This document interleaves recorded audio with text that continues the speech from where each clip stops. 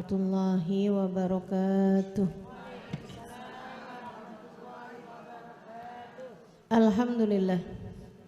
Wassalatu wassalamu ala Rasulillah Muhammad ibn Abdullah wa ala alihi wa sahbihi wa man walah. Subhanaka la ilma lana illa ma 'allamtana innaka antal alimul hakim. Rabbi syrah li sadri wa yassir li amri wahlul 'uqdatan min lisani yafqahu qawli, amma ba'du. Bismillahirrahmanirrahim. Wa annahu ta'ala ba'atha sayyidana Muhammadan abdahu wa rasuluhu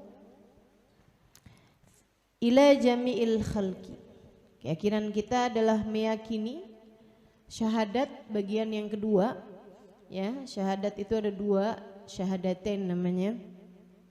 Syahadat yang pertama asyhadu alla ilaha illallah. Syahadat yang kedua wa asyhadu anna Muhammad Rasulullah. Syahadat yang pertama udah selesai kita bahas nih bertahun-tahun. Nyebut ya. Syahadat yang kedua bahwasanya Nabi kita Muhammad alaihi salam adalah utusan Allah Subhanahu wa taala untuk kita sekalian. Tapi keyakinan kita kepada Nabi Muhammad itu meski bagaimanapun mulianya, meski seperti apapun tinggi dan luhur kedudukan beliau di sisi Allah, tetaplah beliau adalah seorang manusia. Tetaplah beliau seorang manusia. Bukan seperti keyakinannya umat Nasara misalnya yang berkeyakinan bahwa Nabi Isa adalah Tuhan atau anak Tuhan selain Allah, gitu ya. Kita meyakini bahwasanya Nabi Muhammad pun juga Nabi Isa juga hanyalah seorang manusia ciptaan Allah Subhanahu wa taala yang diutus oleh Allah Subhanahu wa taala kepada segenap umat manusia. Meskipun Nabi Muhammad adalah manusia paling tercinta, meskipun Nabi Muhammad adalah manusia paling mulia. Seperti yang kemarin bulan lalu saya ulang-ulangi, Nabi Muhammad basyarun lakal basyar, kal yaqut bainal ahjar. Nabi Muhammad manusia tapi nggak kayak manusia. Perumpamannya kayak apa? Kayak batu berlian di antara batu kerikil. Kan begitu? Ya, batu berlian seujung jari nih lebih mahal daripada batu kerikil segede apa? Sekontainer, ya kan? Setruk gitu. Teman-teman saya sekalian, itu baginda kita Nabi besar Muhammad sallallahu alaihi wasallam sangat berharga di hadapan Allah, sangat mulia di hadapan Allah. Nah, tapi subhanallahnya kalau kita lihat Nabi Muhammad nih mulia bersama dengan kesederhanaan. Buat ngajarin kita umatnya bahwa mulia itu bukan dengan harta. Nabi Muhammad mulia dengan kejelataan beliau.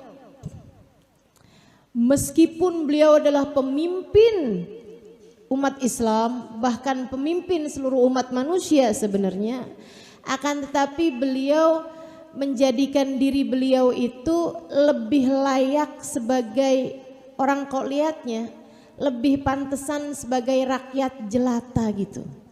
Beliau memposisikan dirinya sebagai rakyat jelata meskipun pada kenyataannya beliau adalah pemimpin seluruh umat manusia. Ngajarin kita umatnya untuk jangan gila tahta. Jangan gila harta, jangan gila tahta. Mulia bukan berasal dari sana. Bu, Nabi Muhammad pemimpin seluruh umat manusia, bajunya robek jahit sendiri. Raja mana yang kayak begitu? Ibu-ibu saudaraku sekalian saya muliakan, Nabi Muhammad pemimpin seluruh umat manusia, bahkan bukan hanya di dunia tapi juga di akhirat, Bu. Akan tetapi memakai baju yang penuh dengan tambalan.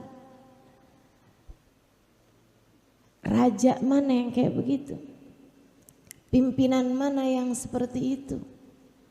Baginda kita sallallahu alaihi wa ala alihi wa sahbihi wasallam. Mudah-mudahan nih kita umatnya nih bisa ngerti poin ini untuk bisa tahu bahwa bukan harta yang bisa memuliakanmu. Bukan tahta pangkat yang bisa memuliakanmu.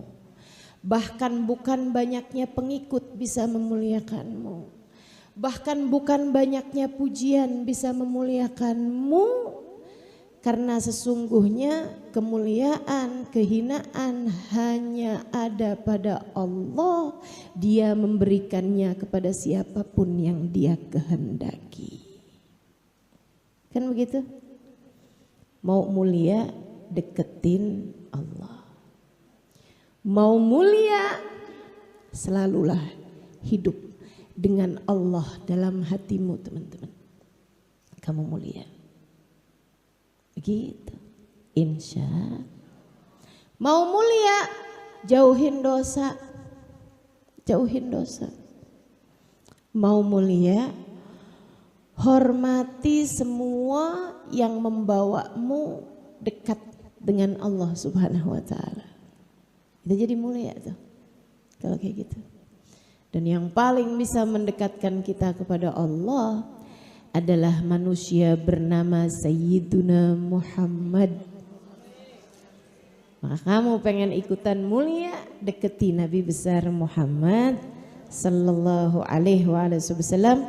Kenali Nabi Muhammad dari para wali-walinya Allah. Kenali Nabi Muhammad dari para ulama-ulamanya Allah. Kenali Nabi Muhammad dari para pecinta Nabi Muhammad.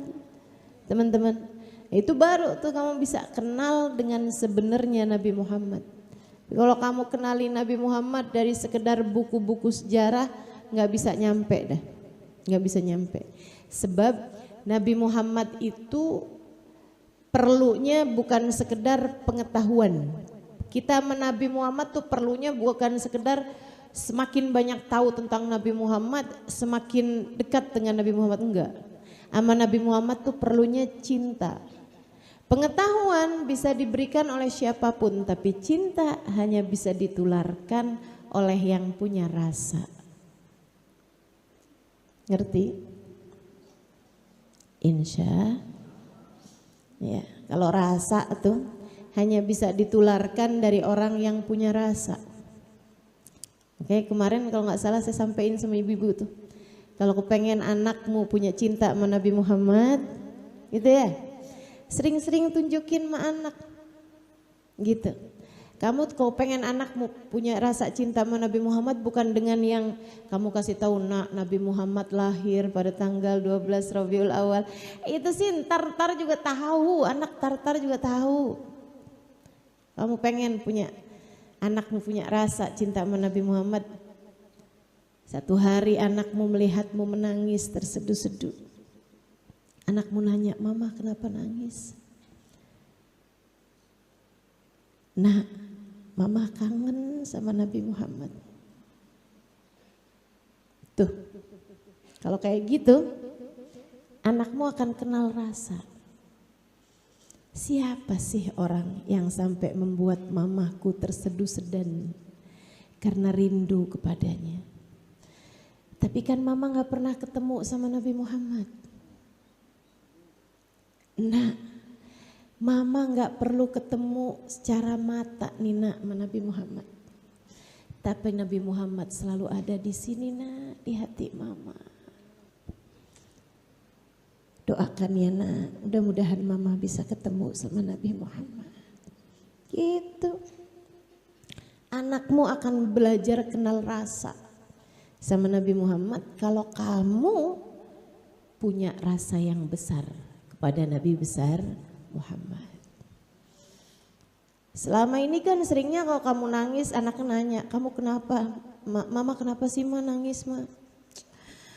Nah, papa kamu tuh nak.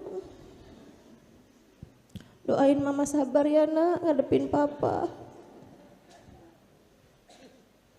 Ngajarin apa kamu kayak begitu? Ngajarin anak biar sebel sama bapaknya? Ngajarin anak takut sama pernikahan? Jangan teman-teman saya sekalian, jangan. Kenalkan anak dengan rasa-rasa yang benar. Itu adalah kewajibanmu sebagai orang tua pada anaknya. Mudah-mudahan bisa mengalirkan rasa yang benar pada anak-anak kita insyaallah. Lihidayatihim, Nabi Muhammad itu diutus kepada segenap manusia untuk menunjukkan jalan. Dan teman-teman, jangan kamu kira Nabi Muhammad begitu meninggal dunia enggak bisa jadi jalan petunjuk orang. Oh, siapa bilang? Coba bilang. Nabi digantikan dengan para ulama-ulama. Betul, betul. Tapi bukan berarti Nabi Muhammad tuh sekarang nih udah nggak bisa jadi petunjuk jalan gitu. Banyak teman-teman. Saya sering cerita tuh sehingga nggak perlu saya ulangi. Ceritanya orang di temennya Ustazah Iman, dulu namanya Mr. Dogo. Ingat gak? Nggak ingat? Susah nih, ibu-ibu nih. Ingat aja napa? Taruh depannya dulu Ustazah clue-nya. Dulu tuh ada Ustazah Iman cerita, dia itu ngajar di sekolah Islam Alexandria di Amerika sana ya. Di Maryland, di Washington DC. Kenal Ustazah Iman? Pernah tuh datang ke sini? Enggak katanya. Pernah datang ke Indonesia beberapa kali. Kalau datang kadang-kadang saya menerjemahkan beliau juga. Ada yang majelis kita barengan Ustazah Iman di sini di Indonesia, di Jakarta. Ada satu waktu Ustazah Iman tuh cerita tentang Miss Logo namanya. Ini teman-teman sekalian, Miss Logo ini dulu itu dia ini Nasrani ya, nggak taat juga sama agamanya, ya pokoknya bukan muslim lah gitu. Dan dia nggak pernah dengar tentang Islam kecuali yang dari TV. Waktu itu belum zamannya internet. Kan internet ini kan baru-baru aja nih. Ya. Belum zamannya internet. Jadi dia ini baru habis nggak punya kerjaan gitu kan, si Miss Logo ini. Baru habis kayak keluar dari kerjaannya dia gitu.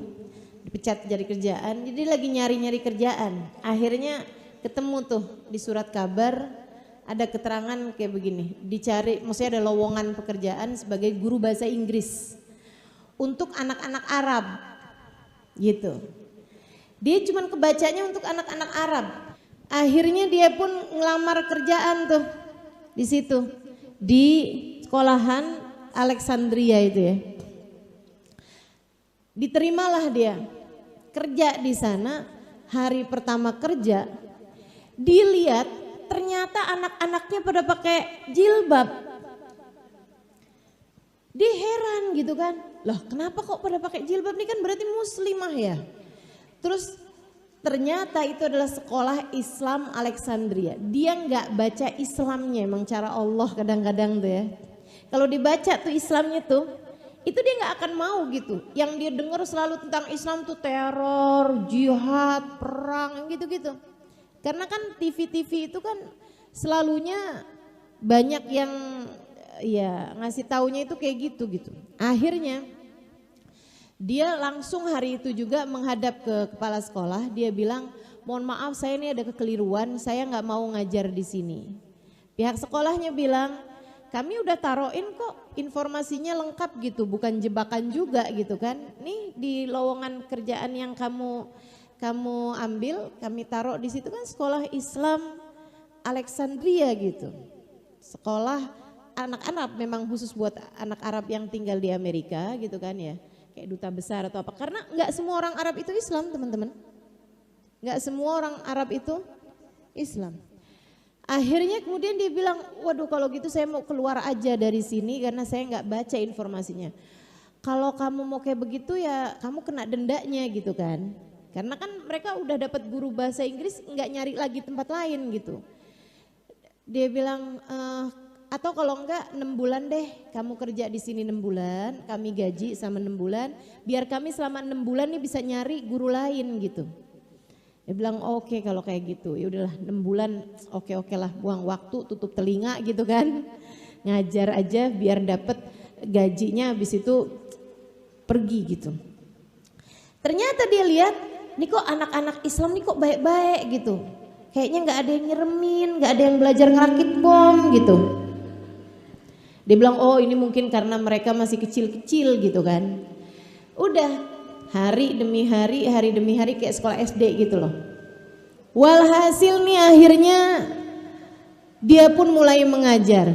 Dia bilang setiap hari dia ngajar itu, dia kalau habis ngajar nih bahasa Inggris gitu ya, dia tuh harus mempersiapkan buku untuk kajian berikutnya.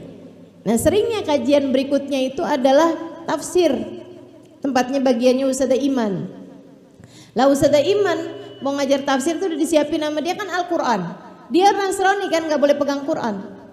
Pertama-tama tuh dia waktu mau ngambil Quran semua anak-anak pada teriak semua gitu. Dia bilang kenapa? Karena itu adalah kitab suci kami, tidak boleh dipegang kecuali untuk orang Islam itu pun harus punya wudhu. Oh baiklah kalau gitu kalian ambilkan. Jadi itu anak-anak yang ngambilin. Satu hari teman-teman sekalian, terjadilah yang namanya pengeboman gedung kembar di Amerika itu loh, WTC. Ngebom, pemerintah menutup semua sekolah-sekolah Islam.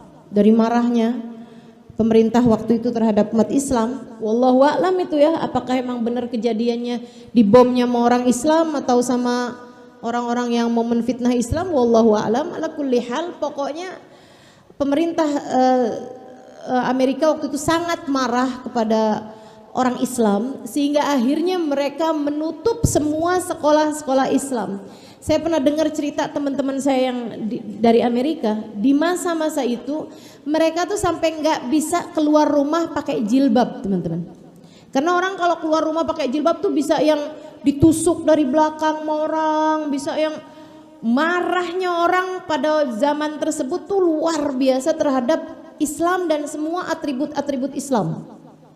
Sampai teman-teman saya cerita bahwa mereka tuh pada masa-masa itu tuh kalau mau keluar tuh pakai wig, pakai peci, pakai topi gitu kan, pakai shawl, pokoknya pakai apa aja untuk menunjukkan bahwa mereka itu bukan jilbab lah gitu.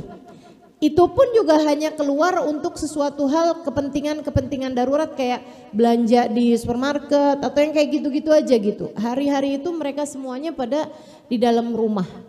Termasuk si Miss Logo ini karena libur kan dia. Bagus dan nih libur. Gitu kan, jadinya cepat berlalu nih 6 bulan. Nah di masa itu emang bagusnya tuh ya, sesuatu kalau ditekan tuh, kamu jangan takut sama keadaan tertekan. Kamu jangan takut sama keadaan-keadaan yang kelihatannya kesulitan teman-teman. Karena barang tuh kalau ditekan tuh kayak per-peran. Semakin tekanannya kuat, begitu dilepas dia naiknya juga semakin tinggi. Begitu pula keadaan umat Islam pada masa tersebut di Amerika. Mereka, saudara sekalian, karena dalam keadaan sangat tertekan, mereka kemudian berpikir bagaimana caranya biar orang Amerika itu dengar tentang Islam tapi bukan dari pemerintahan mereka. Mereka beli dengan dukungan dari sponsor-sponsor berbagai negara juga. Mereka beli satu stasiun televisi. Jadi kayak misalnya kalau di kita RCTI dibeli gitu loh, CTV misalnya kayak gitu ya. Itu dibeli sama mereka, jadilah tayangan-tayangan Islam disiarkan di sana. Tayangan Islamnya bukan yang kayak berita-berita apa segala macam perang ini apa, bukan. Lebih ke kayak kartun Islam, film Islam gitu ya. Kayak yang anak-anak ngobrol lagu-lagu nasyid gitu-gitu. Sehingga sekalian, salah satu tayangannya adalah ditayangkan film Ar-Risalah. Ar-Risalah, tahu kan? The Messenger ya, kalau yang inian bahasa Inggrisnya. Tentang baginda kita Nabi besar Muhammad sallallahu alaihi wasallam. Itu bagus teman-teman filmnya. Bagus.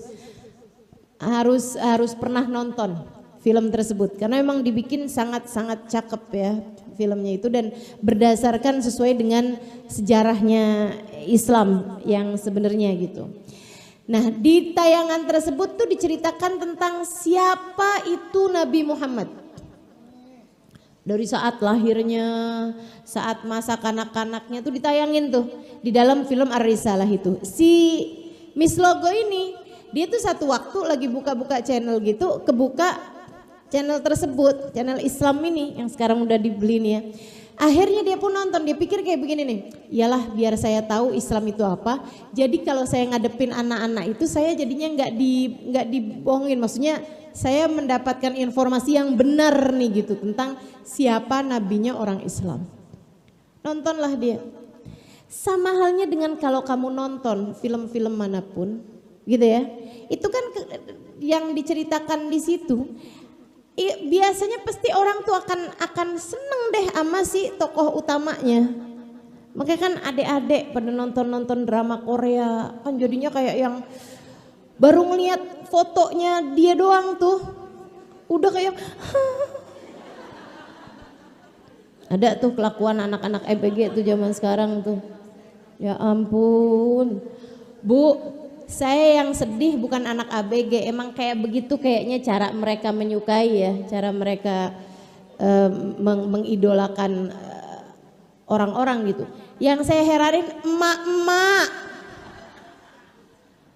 Ya ampun, itu ya aktor-aktor Korea itu bahkan seumuran anaknya. Ya Allah, bisa-bisanya kayak begitu. Saudara sekalian, akhirnya dia pun jatuh cinta sama Nabi Muhammad yang ada dalam film tersebut. Dalam film Ar-Risalah itu. Ya ampun, nabinya orang Islam nih baik banget. Nabinya orang Islam nih cakep banget gitu. Walaupun nggak ada wajahnya kan di film Ar-Risalah, cuma tulisan Muhammad terus kayak sinar doang gitu kan. Dia bilang, ih nabinya orang Islam nih Masya Allah banget gitu. Maksudnya dia seneng banget gitu kan. Dia pun rutin tuh di masa-masa liburan nonton film tentang Nabi Muhammad. Yang dipotong-potong gitu kayak setengah jam gitu. Sampai satu hari dia nonton nih di tayangan. Pokoknya tambah hari dia pegang es krim dia nonton gitu di sofanya dia gitu, di apartemennya dia sendirian dia nonton gitu. Ntar kalau ada yang sedih-sedih gitu dia nangis gitu kan, kayak ibu-ibu kalau nonton Korea, nonton India ya, nonton sinetron gitu kan ya, udah nangis gitu. Ntar dia ngatain tuh si Abu Lahab, Abu Jahal gitu kan, terkatain tuh sama dia tuh mau jahat banget nih si Abu Jahal nih, ampun gitu kan. Sampai satu hari dia nonton, teman-teman saudara sekalian, pas bagian Nabi Muhammad hijrah. Pas bagian Nabi Muhammad hijrah, sampai bagian Nabi Muhammad sembunyi dalam gua. Gua apa? Hira mulu. Hira itu tempat turun wahyu. Gua apa? Gua Thur, ya. Nabi sembunyi di situ sama Sayyidina Abu Bakar sampai 3 hari. Habis selesai 3 hari Nabi Muhammad keluar. Kemudian ada satu bagian di akhir cerita itu Nabi Muhammad noleh ke kota Mekah. Kemudian dia berkata, Nabi Muhammad berkata, wallahi ya Makkah inni la uhibbak walau anna ahlak akhraju mink ma kharajtu mink. Katanya Nabi Muhammad, sungguh demi Allah wahai kota Mekah aku mencintaimu. Andai tidak karena penghunimu mengusir aku tak akan pernah keluar darimu. Miss Logo nangis kejer, sesek Miss Logo. nangis terseduh-sedan sampai sesek. Ya ampun, nabinya orang Islam baik banget. Kota aja dia cintai. Siapa di antara kita yang I love Jakarta? Siapa di antara kita? Jarang teman-teman ketemu orang mencintai kotanya, padahal di kota Mekah itu Nabi Muhammad mendapatkan perlakuan yang sangat buruk, sangat traumatis, dilemparin orang, dipukul orang, dikatain orang, segala macam fitnah orang. Selama 13 tahun terakhir masa hidup Nabi Muhammad di Mekah, segitunya Nabi Muhammad bilang, sungguh wahai kota Mekah, aku cinta padamu. Andai tidak karena pendudukmu, penghunimu mengusir aku tidak akan pernah keluar darimu wahai kota Mekah. Tersayat-sayat hati Miss Logo nih mendengar itu, dia nangis.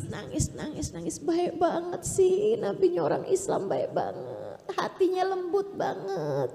Sampai bisa mencintai kota yang telah berbuat sebegitunya kepada dia 13 tahun masa hidupnya. Betapa keindahan-keindahan di kota Mekah buat Nabi Muhammad tak bisa terhilangkan dengan keburukan-keburukan warganya. Ini kerennya baginda kita Nabi besar Muhammad. Sehingga sekalian saya mulai nangis sampai ketiduran. Sampai selesai nangis ketiduran di sofa itu. Dalam tidurnya dia mimpi Nabi Muhammad. Kan saya bilang apa? Sama Nabi itu kalau mau deket teman-teman, itu bukan pakai pengetahuan, tapi pakai rasa. Kata Hubabah Bahiyah, cintai Nabi Muhammad Halimah sebisamu mencintai seseorang. Rindui Nabi Muhammad sebisamu merindukan seseorang. Jadi sekalian, kemampuan kita mendengarkan tentang Nabi Muhammad ini juga menunjukkan seberapa besar cinta di hati kita kepada baginda Nabi besar Muhammad sallallahu alaihi wa ala alihi wasallam. Semoga Allah karuniakan cinta yang besar di hati kita kepada baginda insyaallah. Sehingga sekalian, di ngimpi Nabi Muhammad alaihissalam. Dalam mimpinya Miss Logo ini yang nemenin Nabi Muhammad hijrah. Jadi dia barengan sama Nabi Muhammad nemenin hijrah gitu. Sampai sembunyi di gua itu juga dia sama Nabi Muhammad. Dalam mimpinya dia. Terus dia nanya gitu, Rasul, berapa lama wahai Nabi Muhammad, berapa lama nih kita nih di gua ini? Kata Nabi Muhammad, 3 bulan. Perasaan kayak 3 hari doang ya. Di film tuh kayak perasaan 3 hari doang gitu. Ini kok 3 bulan gitu kan. Nah itu tepat 3 bulan ketika dia masuk sekolahan itu tuh teman-teman. Abis itu tuh dia dalam mimpinya tuh kayak mimpinya tuh abis itu dia pas keluar dari gua itu gitu. Mereka berdua tuh pas keluar dari gua itu. Gitu kan, kayak udah 3 bulan barengan sama Nabi Muhammad gitu, perasaan dia tuh. Kemudian dia keluar gitu. Pas dia keluar itu dia ngerasain kalau hati dia tuh udah secinta itu sama Nabi Muhammad gitu. Dalam mimpinya itu dia juga ngelihat saat Nabi Muhammad menoleh ke kota Mekah untuk kemudian berkata dari atas untanya, untuk berkata, wallahi ya Mekah inilah uhibbak walau anna ahlak ma akhrajuni ma kharajtu mink. Terus kemudian mereka jalan berdua, tapi habis itu di persimpangan jalan Nabi Muhammad kemudian bilang kepada Miss Logo, cukup sampai sekian. Silahkan lanjutkan perjalananmu, aku akan lanjutkan perjalananku. Miss Logonya dalam mimpinya dia nangis sampai nyesek, sampai dia bilang, aku tak mau berpisah denganmu. Aku tak sanggup berpisah denganmu. Nabinya orang Islam, saya tak sanggup jauh darimu. Dia masih manggil Nabi itu nabinya orang Islam. Karena belum jadi nabinya dia gitu. Tapi dia udah bilang bahwa saya tidak sanggup berpisah ataupun jauh darimu. Bagaimana caraku dekat denganmu? Nabi sembali tersenyum berkata, masuklah ke dalam agama Islam. Terus dia bangun dari tidur. Saat itu dia lihat ada pemberitahuan, ada kirim email. Dia bangun tuh karena ada suara email masuk. Dia buka emailnya, ternyata adalah pengumuman bahwa sekolahnya kembali buka. Besok hari sekolahnya kembali buka karena pemerintah udah memperbolehkan sekolah-sekolah Islam untuk kembali beroperasi. Dia mandi, dia rapi-rapi, dia siap-siap, besok paginya sekolah misalnya gitu ya, buka jam 9, dia dari jam 7 udah datang. Gelisah nungguin Ustazah Iman. Gitu ya. Sampai begitu Ustazahnya Iman datang, kayak pengajian kita ya. Mulai jam 9, jam 6 udah datang. Tambah bingung aja saya. Sekarang udah tambah ini nih, saya sering diaduin sama masjid-masjid. Ustazah pada minta nginep. Tolong ya, jaga harkat dan martabat saya. Jaga nama baik saya. Masa nginep di masjid kan? Itu kan yang di masjid kan subuh-subuh kan bapak-bapak. Kebayang gak gimana bingungnya dia? Mau azan apaan nih? Ternyata orang. Saudara sekalian saya muliakan. Jadi nih Miss Logo nih. Akhirnya dia bilang, dia nungguin tuh Ustazah Iman datang. Begitu dia datang gitu kan, dia langsung anak-anak berdatangan gitu, dipanggil Miss Logo, kemudian dibilang sama Miss Logo itu di kelas tersebut ya. Dia bilang, Miss Logo tolong masukkan saya ke dalam agama Islam. Cepetan, gimana cara saya buat masuk Islam, masukin saya ke dalam agama Islam. Miss Logonya bingung. Oke, baiklah, saya akan masukin kamu ke dalam agama Islam. Dia bilang, gampang aja kok. Cuman saya mau tahu dulu kenapa kamu mau masuk ke agama Islam. Yang sering dengar tuh misalnya gini loh, karena saya mau nikah, pasangan saya Islam, saya harus Islam.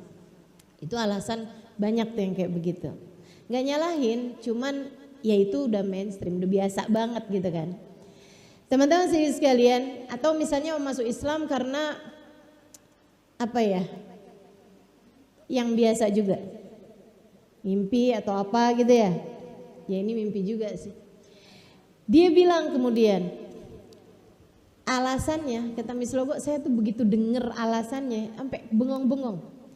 Saya tanya, apa yang membuat kamu pengen masuk Islam? Dia bilang, karena saya nggak sanggup jauh dari nabinya orang Islam. Saya tidak sanggup jauh dari nabinya orang Islam. Jadi jangan kamu kira Nabi sebagai penyebab hidayah itu berhenti dengan kewafatan Nabi Muhammad. Enggak teman-teman, enggak. Sampai sekarang. Kata istilahnya Habib Umar bin Hafid, An-Nabi sallallahu alaihi wasallam ruhuhu yatajawwal fi masyarikil ardi wa magharibaha. Sampai dengan sekarang ruhnya Nabi Muhammad tuh keliling-keliling dunia teman-teman, untuk menjadi penyebab hidayahnya orang. Bahkan semua orang-orang yang menyampaikan tentang Nabi Muhammad pada hakikatnya adalah bagian dari penerus Nabi Muhammad. Pada hakikatnya adalah sedang menjadi lisannya Nabi besar Muhammad. Maka sambut, ambil, jangan sampai kamu lewatkan. Cintai Nabi sebisamu mencintai seseorang. Rindukan Nabi sebisamu merindui seseorang. Sayangi Nabi sebisamu menyayangi seseorang. Kalau ada orang yang tiap kali kamu ingat namanya, kamu ingat kisahnya, membuat air matamu berderayan, jadikanlah orang itu adalah bagindamu Nabi besar Muhammad sallallahu alaihi wa ala alihi wasallam. Ini jalannya teman-teman, ini jalannya.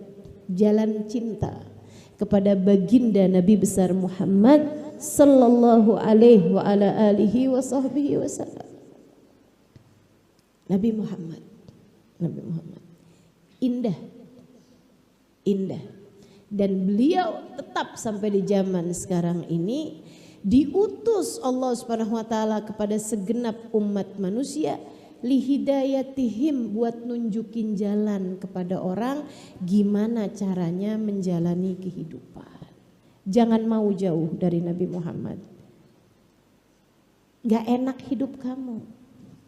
Jangan mau jauh dari Nabi Muhammad, hampa hidup kamu. Jangan mau jauh dari Nabi Muhammad, kering kerontang jiwa kamu. Jangan mau jauh dari Nabi Muhammad, sengsara dan merana hidupmu teman-teman. Galau, gelisah hatimu teman-teman. Gak ada enak-enaknya hidup di dunia tanpa kenal sama Nabi Muhammad. Gak ada enak-enaknya. Yuk, belajar menikmati hidup dengan mencintai Nabi Muhammad. Belajar merasakan kesenangan hidup dengan mencintai Nabi Muhammad. Pengen kan hidupnya senang? Deketi Nabi Muhammad sallallahu alaihi wasallam. Pengen kan hidupmu bahagia? Jangan mau jauh dari Nabi Muhammad sallallahu alaihi wasallam. Insya lihidayatihim. Nabi itu diutus emang buat menjadi penyebab hidayah, bukan pemberi hidayah ya.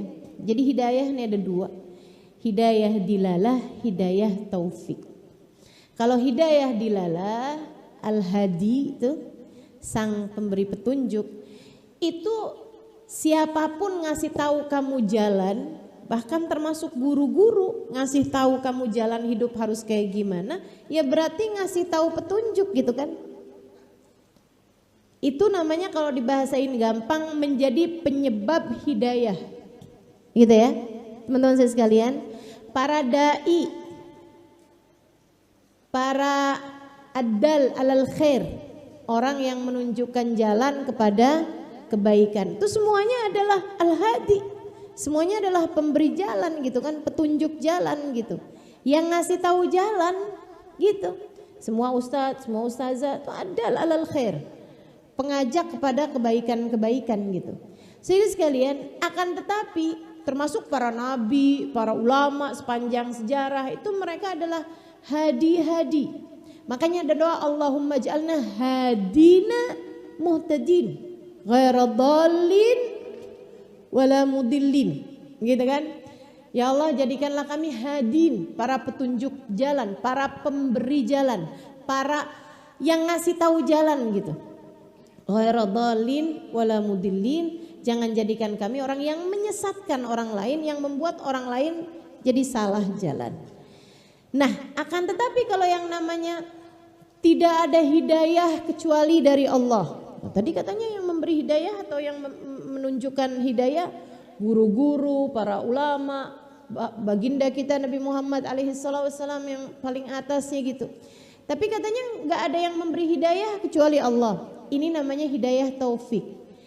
Yang membuka hati orang menerima Islam, yang membuka hidayah artinya adalah yang menjadi yang ini Islam, yang ini nggak Islam, yang ini sholat, yang ini nggak sholat, yang ini cinta menabi, yang ini nggak usah cinta menabi. Itu pemberi rasa tersebut kepada hati hamba-hambanya hanyalah satu, namanya Allah. Namanya itu hidayah taufik teman-teman.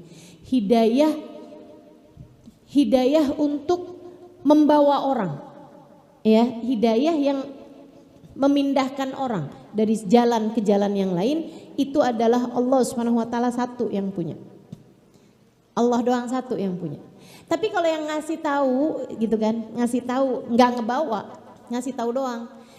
Caranya kalau mau ke rumah Kak Ziah bagaimana? Ini kamu jalan lurus, kemudian belok kanan, kemudian kamu ada ketemu pom bensin, misalnya gitu ya, belok kiri. Ini yang kayak beginian nih teman-teman sekalian. Semua guru, semua ustadz, semua ulama, semua rasul, semua nabi itu kayak begitu gitu.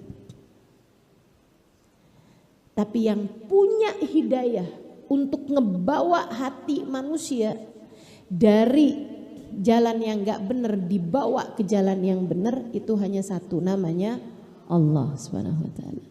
Yang satu namanya hidayah dilalah. Kita semuanya nih ya, kalau bisa jadi orang yang ngasih tahu jalan yang baik, namanya pemberi hidayah dilalah. Nah, kalau untuk Allah Subhanahu wa taala namanya pemberi hidayah taufik.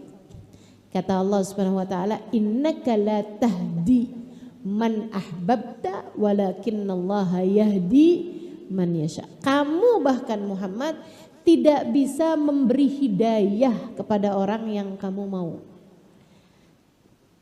Hanya Allah satulah yang memberi hidayah yang Allah mau.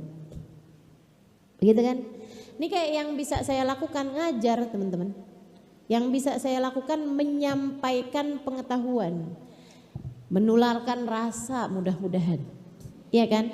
Tapi masalahnya apakah kamu di antara yang ngambil pengetahuan tersebut? Apakah kamu di antara yang ngambil rasa tersebut? Itu hanya Allah yang bisa melakukannya.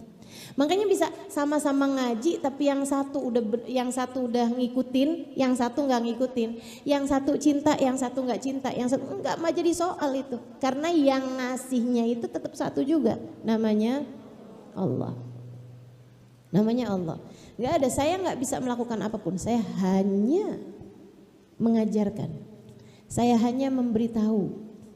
Selebihnya pemberi hidayah hanya satu, namanya Allah. Itu ya, namanya Allah. Li hidayatihim. Bahkan Nabi Muhammad SAW nggak bisa memberi hidayah kepada paman beliau sendiri, Abu Lahab, pada paman beliau yang paling beliau cintai, Abu Thalib. Gak bisa Nabi Muhammad SAW. Meski berusaha seperti apapun gitu. Meskipun tentang Abu Thalib itu banyak yang ngasih tahu bahwa banyak ulama berpendapat bahwa Abu Thalib meninggal dalam keadaan Islam, ya. Karena memang sempat menyampaikan mengikuti la ilaha illallah, sempat melafalkan la ilaha illallah di sesaat sebelum kewafatannya. Wallahu a'lam.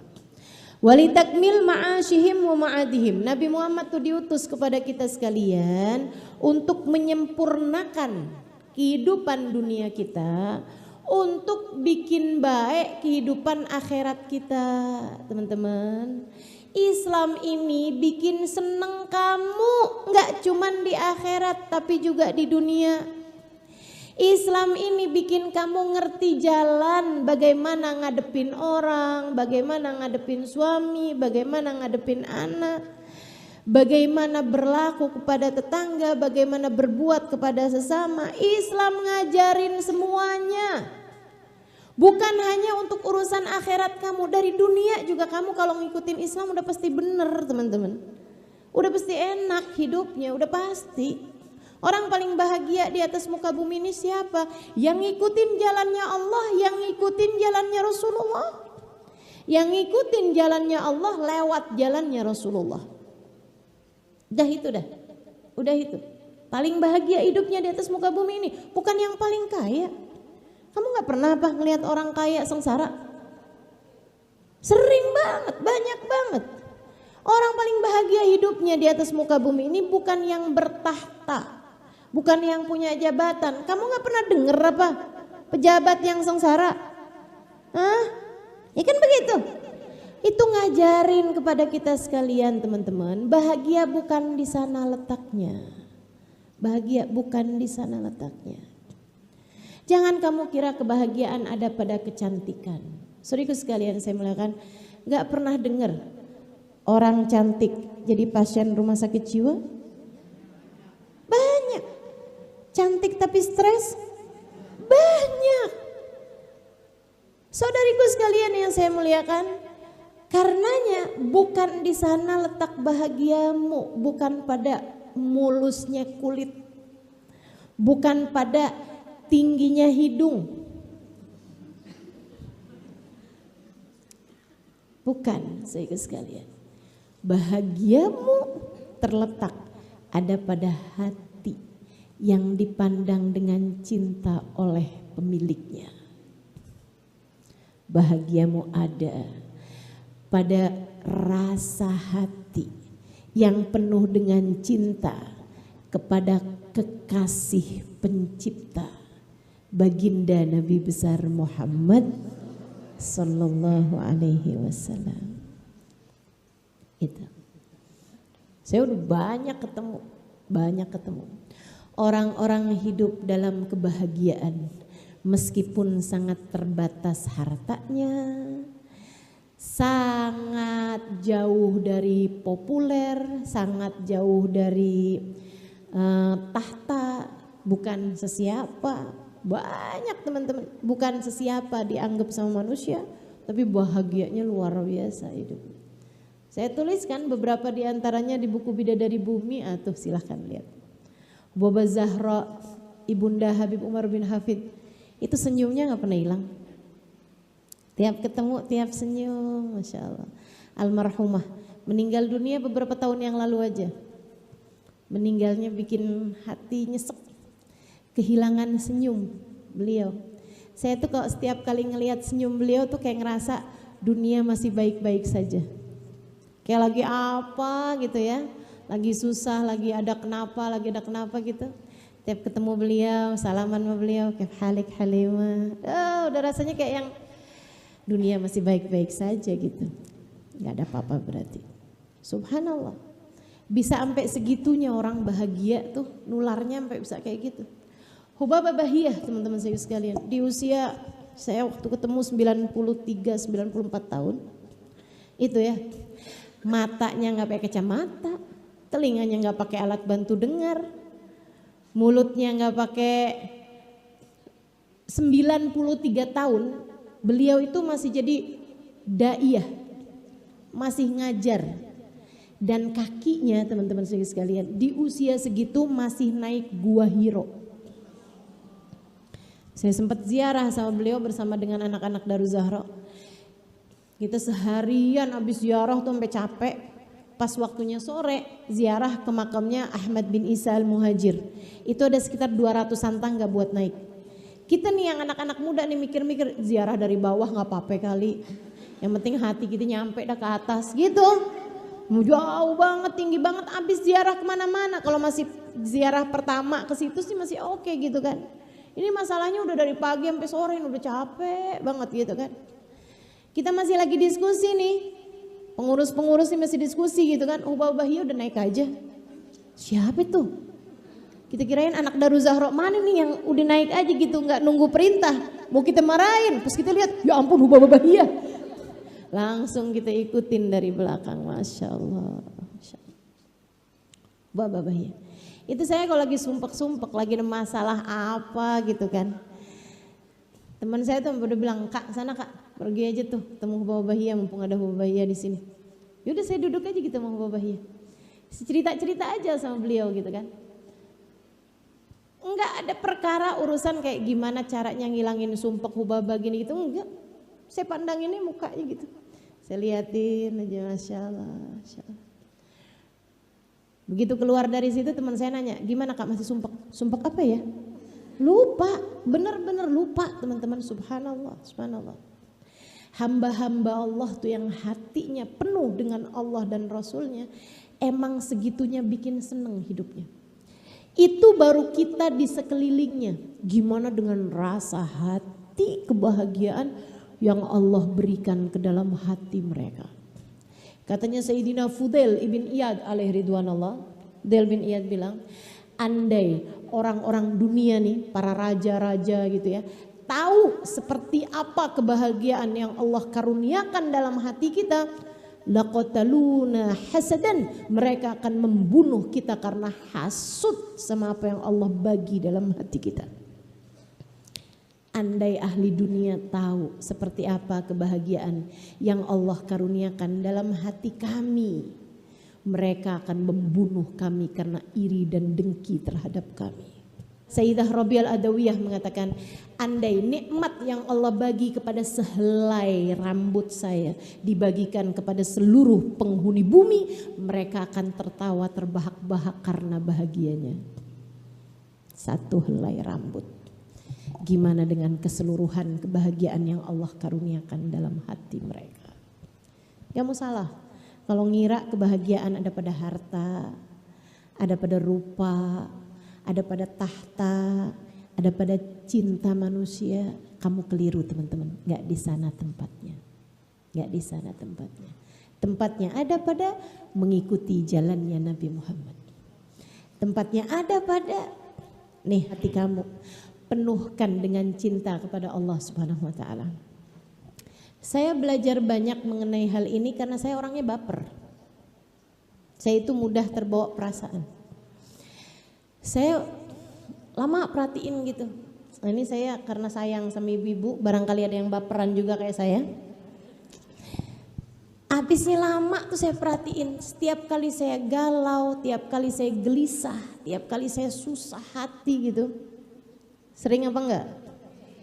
Setelah saya selidikin nih hati saya. Setiap kali saya susah, setiap kali saya merana, kali saya galau, saya gelisah. Saya perhatiin. Oh, ini gara-garanya saya ini lagi mikirin diri saya. Saya sedang memikirkan saya. Nanti kalau kayak begini gimana? Ntar nih kan kalau kayak gini kan saya sakit terus kan saya gimana? Nanti pokoknya udah, kenapa dia gak mencintai saya? Kenapa dia tidak memberi kepada saya? Kenapa dia, udah ruwet tuh. Hati tuh ruwet karena sedang memikirkan diri sendiri. Saudaraku sekalian.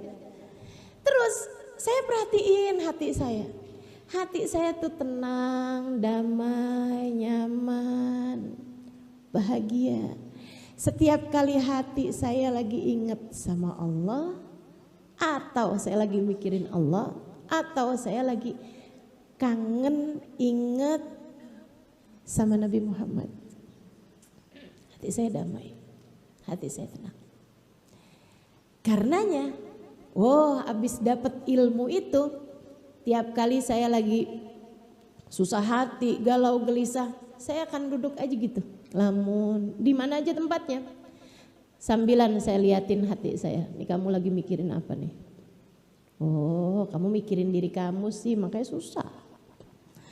Kamu lagi galau, gelisah karena kamu mikirin diri sendiri sih. Ketakutan kamu sendiri, kegalauan kamu sendiri, gelisah kamu sendiri terhadap masa depan.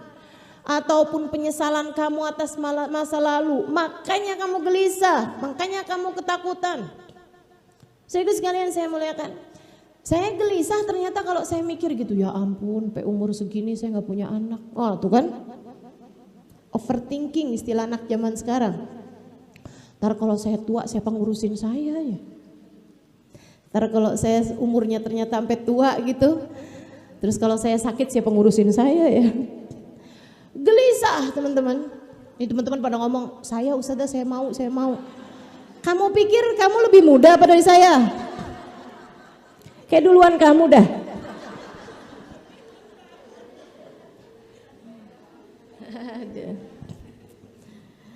Sehingga sekalian saya muliakan, itu tuh pasti itu hal-hal ketakutan itu karena disebabkan memikirkan diri sendiri, egois, narsis.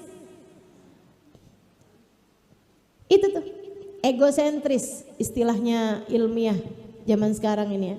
Fokus sama diri itu bikin sumpek teman-teman. Itu bikin sumpek. Saya begitu tahu obatnya apa, saya praktekin itu obatnya. Tiap kali saya datang overthinking, tiap kali saya datang galau, tiap kali saya datang gelisah, gampang banget. Ingat Allah. Jadi saya balik-balikin ketakutan saya. Gitu kan? Takutan saya balik-balikin. Emang kamu pernah Halimah disia-siain sama Allah? Gak pernah sih. Emang kamu pernah selama ini disusahin sama Allah? Gak pernah sih. Emang kamu pernah selama ini sakit, gak ada yang ngurusin? Bukan karena kamunya yang gak mau diurusin, tapi maksudnya gak ada yang bisa ngurusin gitu. Gak ada yang kayak beliin obat atau apa pernah? Gak pernah juga sih. Bukankah selama ini Allah tidak pernah menyia-nyiakanmu? Apa yang kamu khawatirkan dari masa depan yang ngurus Allah juga? Yang ngurus Allah juga. Allahnya itu gak pernah cuti. Allahnya gak pernah pensiun. Teman-teman saya sekalian, Allahnya gak pernah yang ya udah deh sekarang aku gak lagi ngurusin kalian. Hamba-hambaku, dia sana sendiri aja. Nggak pernah gitu. Allahnya bilang, la ta'khuduhu sinatun wala naum. Aku nggak kena tidur, aku nggak kena ngantuk. Aku selalu ada untuk kalian.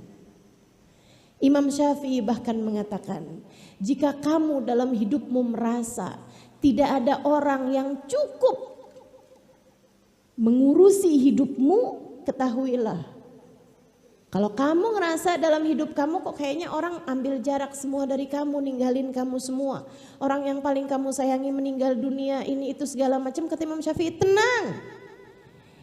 Itu adalah surat cinta Allah. Memberitahu padamu bahwa mulai sekarang urusanmu akan aku handle secara langsung. Urusanmu aku sendiri yang akan mengurusinya. Dan kalau udah Allah yang ngurusi teman-teman saudara sekalian, apa yang enggak sih? Udah Allah yang ngurusin, apa yang enggak sih? Semuanya jadi enak. Semuanya jadi tenang. Semuanya jadi damai, jadi bahagia. Kalau udah Allah semua yang kemudian berkenan untuk bertahta di hati kita. Bahkan segenggam darah, segenggam hatimu, rasanya Allah yang mengendalikan. Sebagaimana dia berfirman dalam hadis qudsinya, sesungguhnya hati manusia di antara dua jemari Allah, Allah gerak-gerakan sesuai dengan yang dia kehendaki. Udah, enak banget, tenang hati saya. Ya, setiap kali saya galau, saya susah, saya gelisah, saya liatin aja nih, lagi mikirin apa nih. Tuh kan, mikirin diri sendiri sih, makanya susah. Ayo coba hati, kita mikir Allah yuk. Hati, ingat Allah yuk. Hati, ingat Allah yuk. Ya Allah. Ya Allah, ya Allah. Sampai kapanpun dan dimanapun aku berada, jangan pernah tinggalkan aku ya Allah. Saat sakit, saat sehat, jangan tinggalkan aku ya Allah. Saat sendiri, saat bersama, jangan lepaskan talimu dariku ya Allah. Dimanapun aku berada, tetaplah bersamaku ya Allah.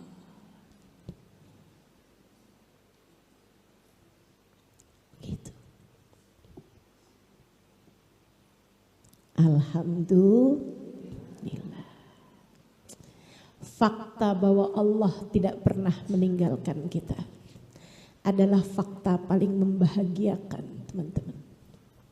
Fakta bahwa Allah selalu menjadi Tuhan kita adalah kenyataan yang selalu dapat menenangkan, selalu dapat menenangkan.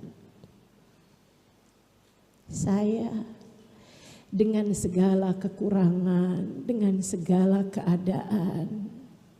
Kamu dengan segala kekuranganmu, dengan segala keterbatasanmu, kita semua dengan segala dosa-dosa kita, dengan segala aib celak kita, Allah tetap berkenan membersamai kita.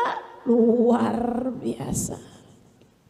Allah tetap berkenan untuk namanya ada dalam lisan kita, untuk kedekatan dengannya memenuhi seluruh ruang hati kita, untuk pandangan kasih sayangnya tertuju kepada kita. Nikmat Tuhan manakah yang dapat kamu dustakan?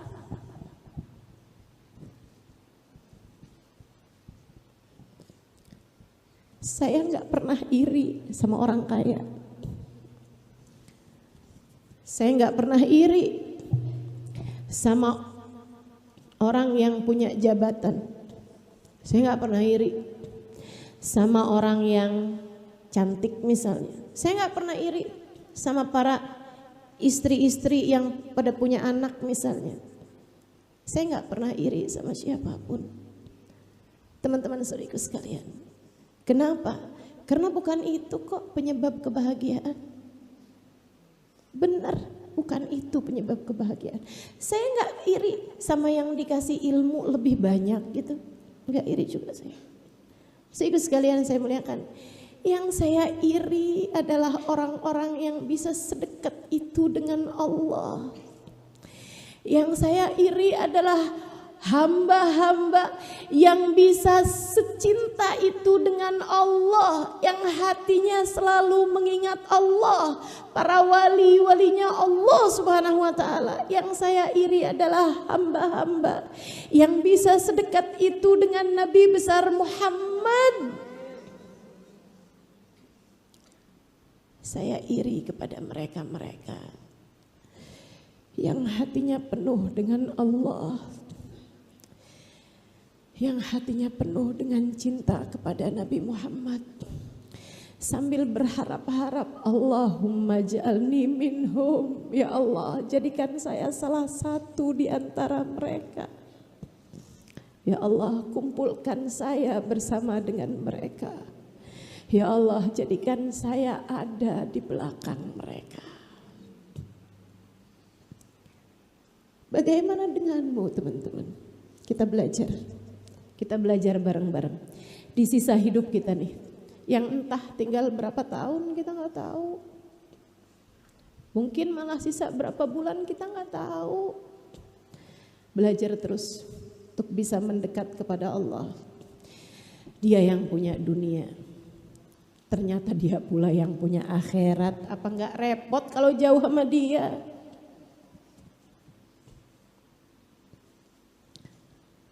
Kebayang gimana repotnya jauh sama Allah.